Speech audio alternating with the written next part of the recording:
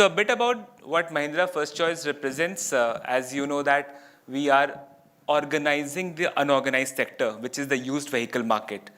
One of the few companies which works with B2B, B2C, as well as platform. In the B2B segment, we work with the leading banks and NBFCs. Imagine if you have a used car and it goes for liquidation or a default. So you need three things. First is inspection for the valuation. Second is storing it in a yard. And third, we have an auction platform. So in a way, we complete, or we are a dominant market share in these three segments and leading, so to say, used car provider in this.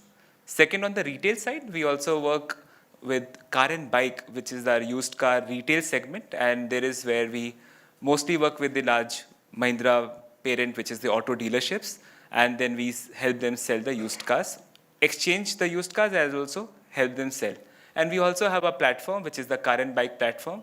This was an earlier acquisition with NDTV car and bike show. And we have in-house auto content and auto specialists who are passionate about, selling both automotive content as well as making advertisements for leading automotive companies.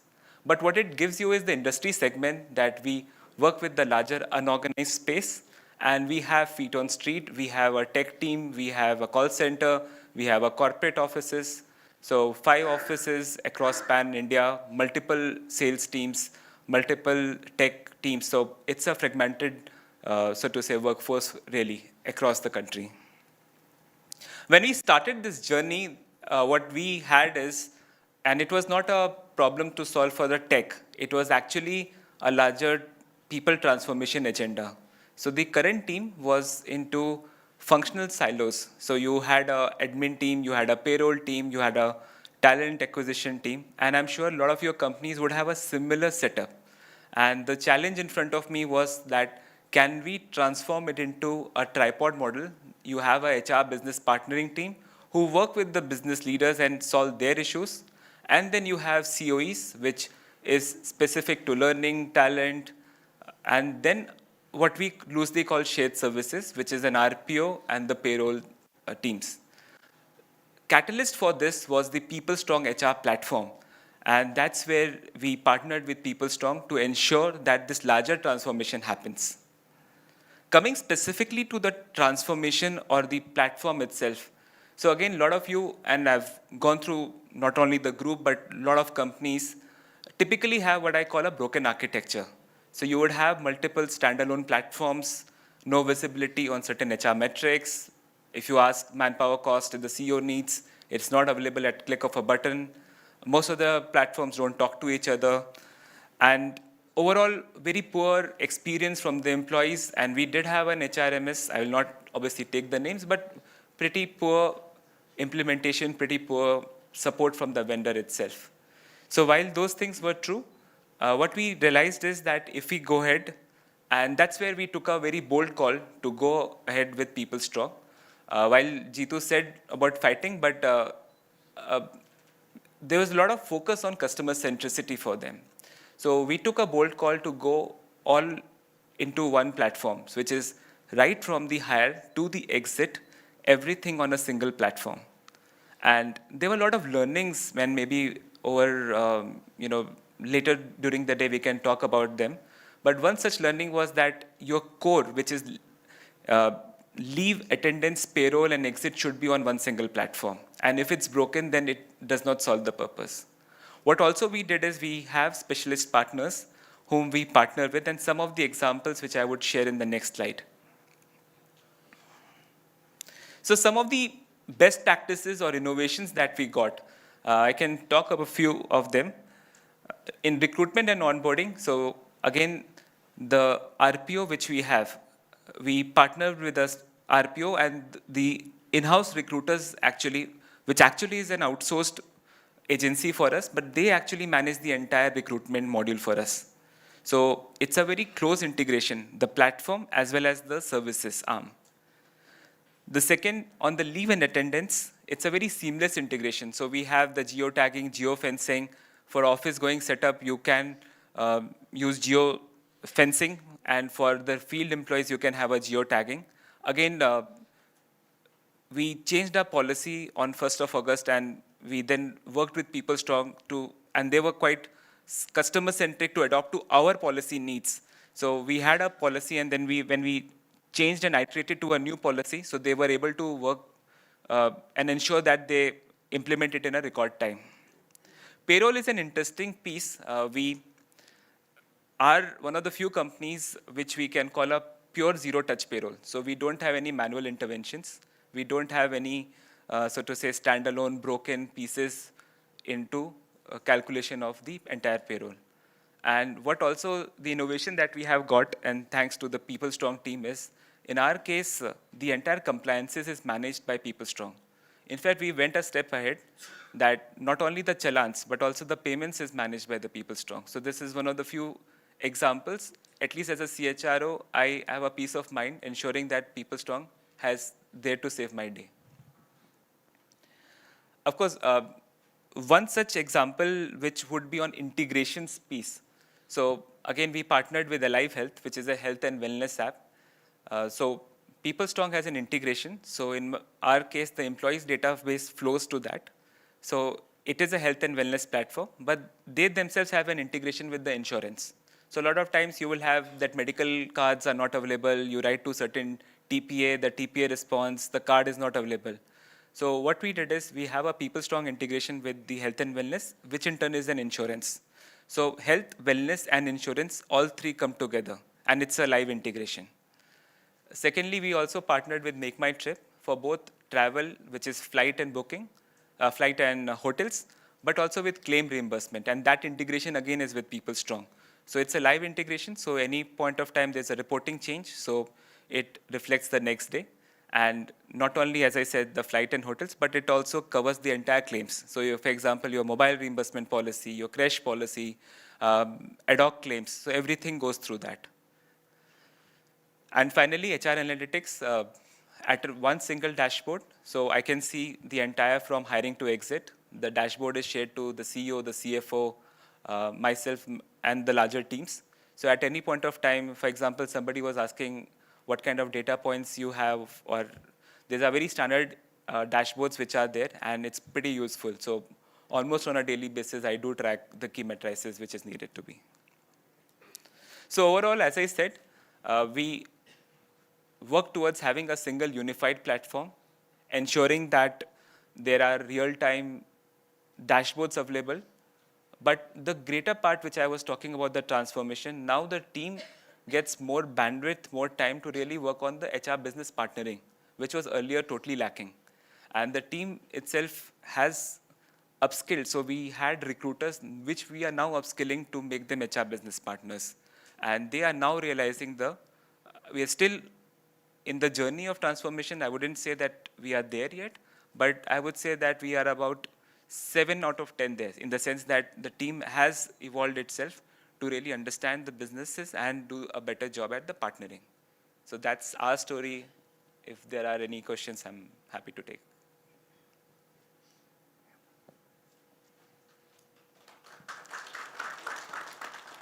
Thank you for having me. Sure.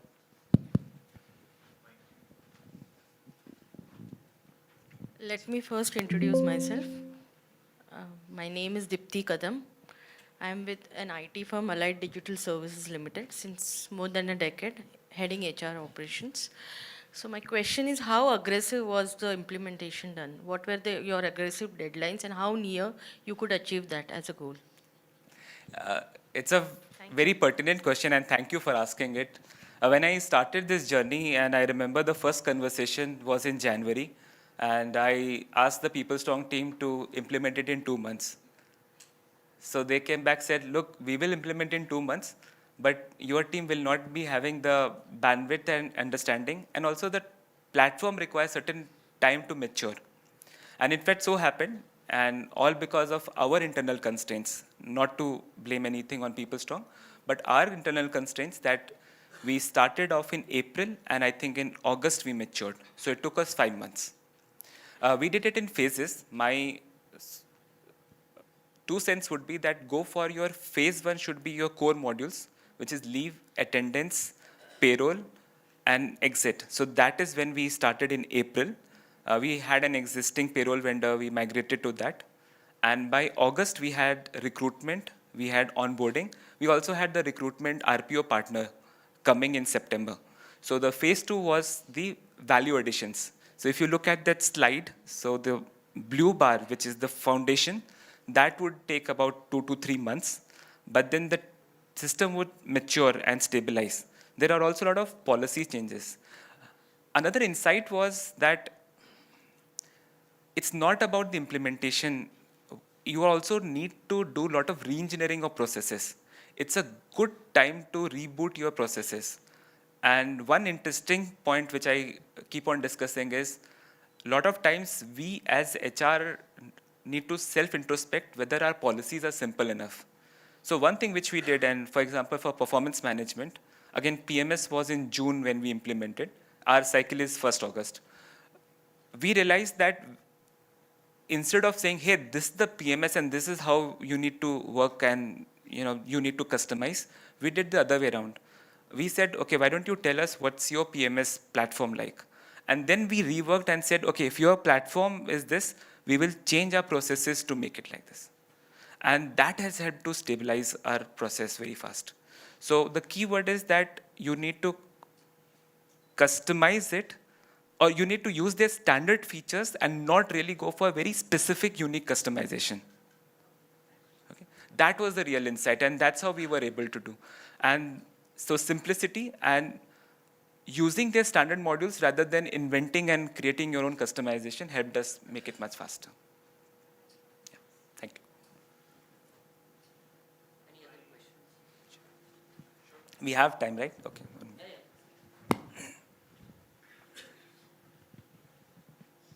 Hi, thank you. See, this is typical of most solution implementations, platform implementations. How do you accommodate the change in requirement that happened from the time you signed the agreement till the adoption? Count it 3 months or 6 months time, how much ever you have taken. So how did you accommodate the changes, one? And how did you manage or negotiate the price point changes, if at all it's happened? So, so 2 points, right? The second one I will not answer because that's specific to, it's not, it's not right for me to comment on it, right? But first one, I'll give a real example what happened. So we used to have attendance, which was you are deemed present unless you apply for leave. And then we realized the nature of, because we are an unorganized sector moving to organized, we need some check-in in a day. So while we don't have a punch in and a punch out, what we did is once in a day you need to do a geotagging. Now we had gone live with the module implementation of deemed present. And then midway we decided, 1st August, which I was mentioning, we changed the policy. So what we did is we again worked backwards with the team. If you work with PeopleStrong and you will have a better example. So they typically have 3-level processes. First is your BRD and scope sign-off. Second is there is something called the implementation and hypercare. So hypercare is where you can still do some iterations in terms of any changes that you need.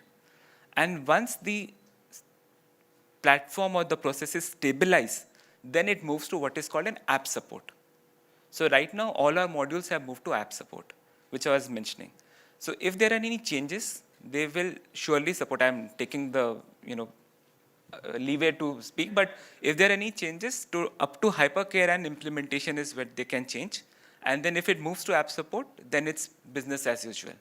Of course, if you have minor changes, even app support team will help you in that. So for example, on day-to-day basis, and that's where they have an NPS and all those tracking happens.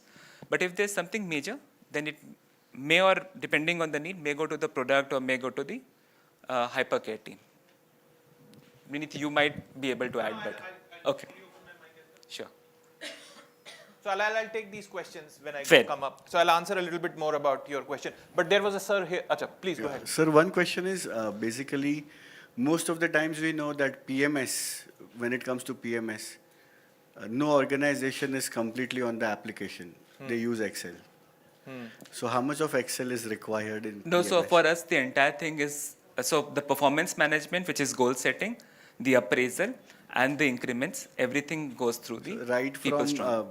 benchmarking to having the bell curve to calibration, Yes. normalization. Yes. Everything happened in the So the software itself. Yes, so the software has the capability. The only place where we still go to Excel is, and this is because our managers are still maturing in the curve, but once your appraisal is done, in the terms the ratings are locked, we have a what is called the management committee discussions. Okay. Now, while the platform has the capability, but because we are still maturing, will be the third year now going for PMS. So we download the Excel, we make the changes on the Excel, So but Excel again there's is an increment required. module. That is what I was trying to understand. No, it is not required. That's what I'm telling. So what I'm telling is that it depends on the maturity of your organization. If you think that your people managers are matured and they will be able to use the bell curve, the platform has the capability. And again, as I said, it is for us HR to self-introspect how to make things simple. If you ask the platform, yes, and I'm obviously user of this platform. So if you ask me, is it possible to do the entire thing 100%? Sorry. We have all the available bells and whistles. Yeah. But your process has to be robust. So for example, right now, mid-year performance reviews are happening for us, right? If we as managers are not going to adhere to it, then nothing in this world is going to make the software do it, right? Now, the way I explain it to my teams or a client whenever I'm in, you cannot put a cart in front of the horse. The horse has to be in front. Horse is your process. The process has to be locked up, and then the cart follows, number one. Number two, now what does software bring to the table? What does the software bring to the table? The software brings to table notifications, ease of use, ease of access, as easy as ordering from Blinkit. If you are not ready to open Blinkit and order, if you do not have the milk, it's not going to order itself. That's the only thing I will say. But you have to open the app. It will also even notify you that you have not filled in your, like I can do OKR check-ins, and I can show you after this event, we can do OKR check-ins. People can map their OKRs. We can have Gen AI, expand your OKRs as well, cascade your OKRs as well. If you go by MBO objective, we have that ability as well. So it's really up to the product itself is robust. Question is the organization ready to adopt it? We even do sales data that we munch in and then create, create targets out of that based on performance targets out of that. So we do all of that, but yes. So if I may add, I'll just give a real example. So for us, the ratings, we use 2 years rating to determine the increment for a person. And we have the entry-level band, the mid-level band, and the senior band. Since it's a 2-year rating and it's a 5-point scale, so we have 5 into 5, 25 combination. And of course, not rated if the person was not rated. So actually, it's a 30 combination into 3 bands. So it's a 90 combinations. And for all the employees, when you feed the data, so within minutes, it tells you the increment percentage at an org level. It tells you where you are in terms of the entire provisioning for performances pay. If you click on the button, it can also roll out the appraisal letters. So proud to say, for entire employees, for last 2 years, all the letters have been generated through the PeopleStrong system. There's no manual intervention. Shivin, I have a question. Sure. In fact, I have 2 questions and perhaps a follow-up after that based on your reply. So the first one is, what's the company strength in your case? Sure. So right now we are about 700 folks. Okay. And do you also have like on-roll and off-roll? Yes. Do you have the both variety? Only full-time is there. We have on-roll, but not on PeopleStrong. So it's entirely off-roll? I mean, you said you... So we have PeopleStrong only for full-time on-roll employees. For off-roll, we don't have it on. Right. PeopleStrong. So I think that answers one of my Sure. follow-up questions. The last point was, I correct me if I heard you right. You said that the PMS process that you were following, you felt that it would be easier to adopt what PeopleStrong Yes. was offering. How does that work? No, so what I meant is, while you would have a PMS philosophy as an organization, when you have specific PMS processes, So you need to understand the platform capabilities. I'll give a specific example. So when you look at goal setting in PMS, PeopleStrong has three options. One is slider scale, one is Boolean, and third is a metric, Yeah. right? We then looked at all the three combinations and said for our context, a slider is much better than other two. Fair? Then we went back and said to our employees that this is how the platform works and this is how you need to adopt. Sure? So instead of reinventing the wheel and asking, hey, PeopleStrong, in our case, the PMS, we need to work it this way and you have to work to our requirements and customize. We said that let's look at the platform, what it offers, and then tweak. Philosophy will still remain the same, but tweak the process to be able to give a better experience. That's my sole point. Just to add to what you said, I experience this a lot. What we tell our customers, if you look at the 5-step process, we demo a lot because I take an iPhone example. iPhone has 1,000 features. We have also built a lot of features in our platform. But sometimes clients have not seen all the features and they just say that this is my 10-step process. But we tell the client the 10-step process actually can be made better. If you look at all our features, and that's where we have invested into domain experts even during implementation, which can do these debates with our customers. So just wanted to add to that. I think there was one more question. Yeah, there's one question we'll Time take check, from there. G2, time check, please.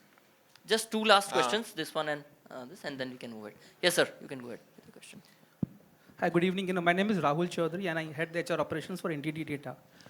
So my question to you is, you have automated the entire employee life cycle, right, from onboarding till exits. Sure. With the introduction of AI, what kind of challenges do you see? How do you want to now re-engineering your entire application and process? Or do you want to revisit your entire process once again and do this?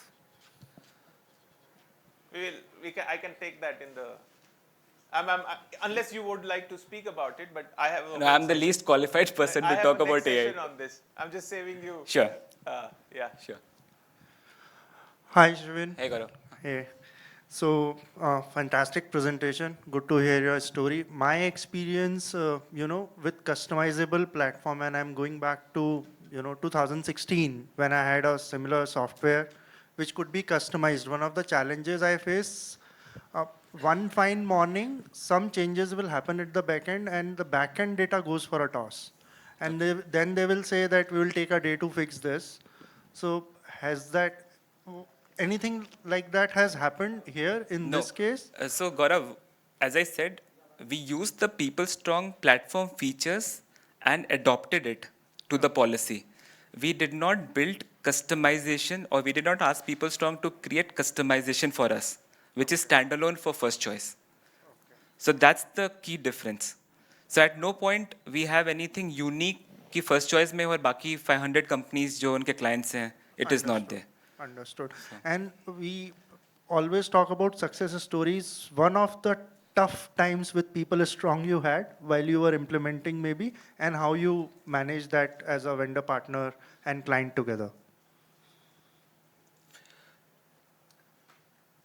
So I wouldn't say tough time, but the challenge is how people start adopting, right? One of the questions we asked ourselves is how to make it, so to say, 100% adoption, right?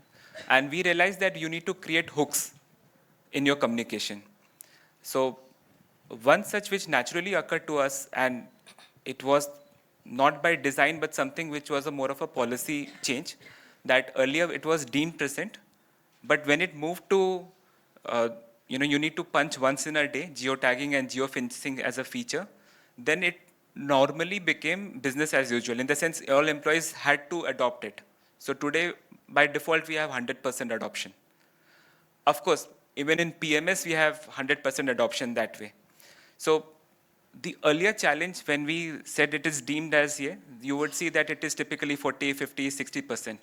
But when you have a hook which would make them, say, compulsory to use the platform, then the platform adoption increases very high. So the difficulty is to find that hook for your business, if I may say. Yeah. Sorry, I think there are a lot of questions, and thank you for the questions pouring in. Thank you so much, Shivin. Thank you. Hope this session was useful. We'll not let Shivin go. He'll be here till the dinner and drinks happen, so you can ask questions directly to Shivin.